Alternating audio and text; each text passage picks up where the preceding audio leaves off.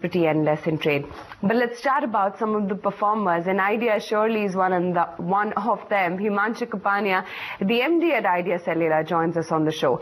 Himanshu, hi, morning. There has been an RPM improvement that you've seen of about 6.2% this quarter. Is finally pricing power back with operators like Vodafone RPM up 4.5%, Bharti as well has shown an uptick of 4%? IdeaCellular is pleased to report an 18% revenue growth on a year-on-year basis. This 18% revenue growth is driven by voice minutes growth of 12.5% as well as explosion of data volume by 92%. You are right, a third component of revenue growth has been on ARPM. IdeaCellular after its November 2012 auction, started the process of clamp down of free minutes and promotional minutes for its new customers.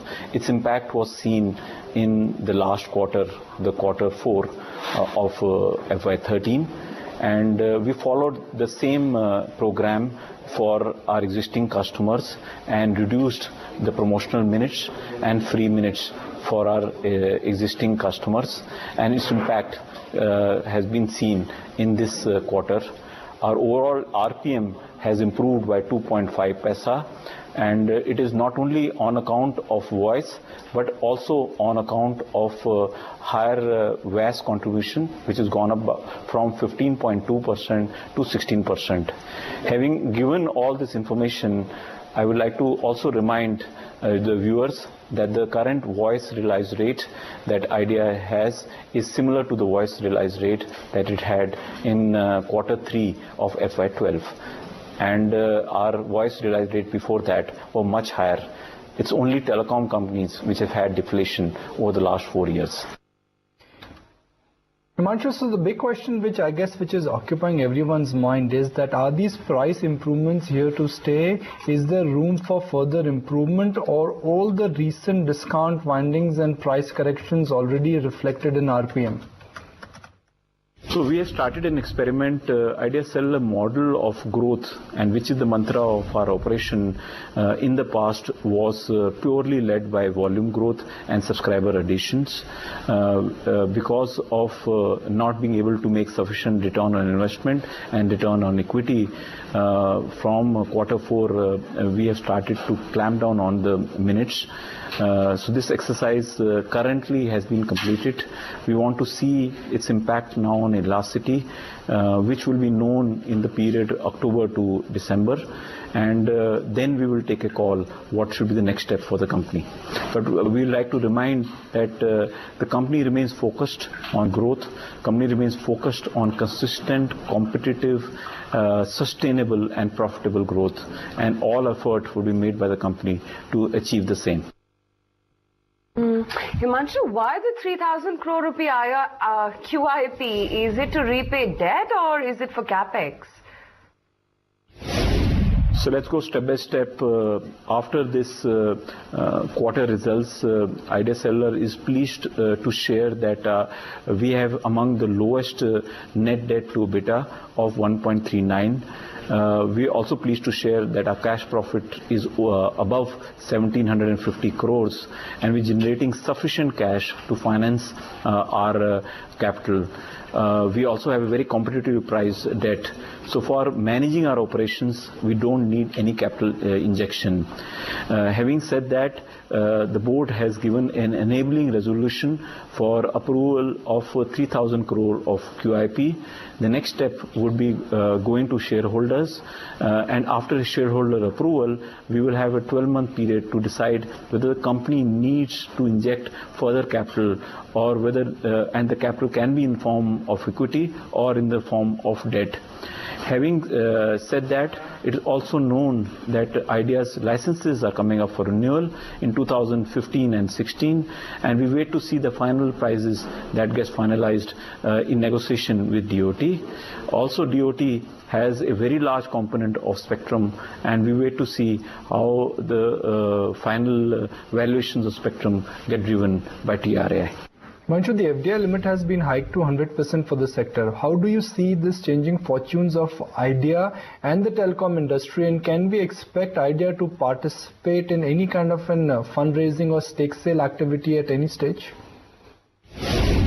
So Idea already has a partner, in fact two partners in form of Axiata, which has nearly 20% stake, and Providence, which has a 10% stake.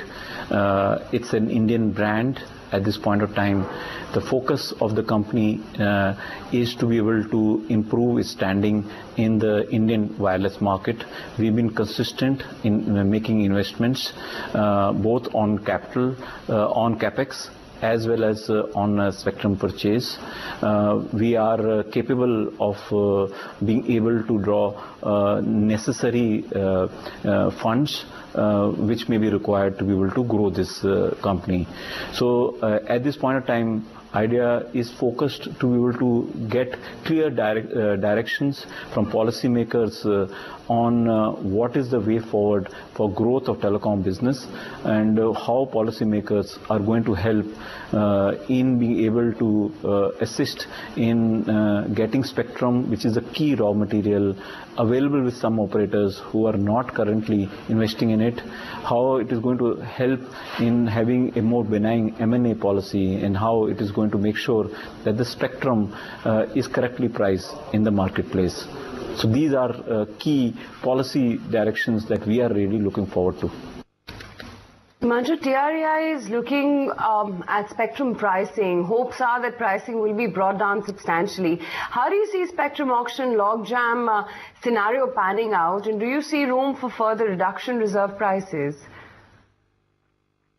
So we have to quote from experiences in the past. We've had a situation from 2001 to 2010 when the spectrum was priced affordability, which allowed a large number of operators to enter the category, and the total investment made in the sector was 6,65,000 crore. If you were to total the total gross block of all investors in the telecom sector, and they were happy to make this investment, and they're getting very little return on investment because of the fact that the spectrum was affordable.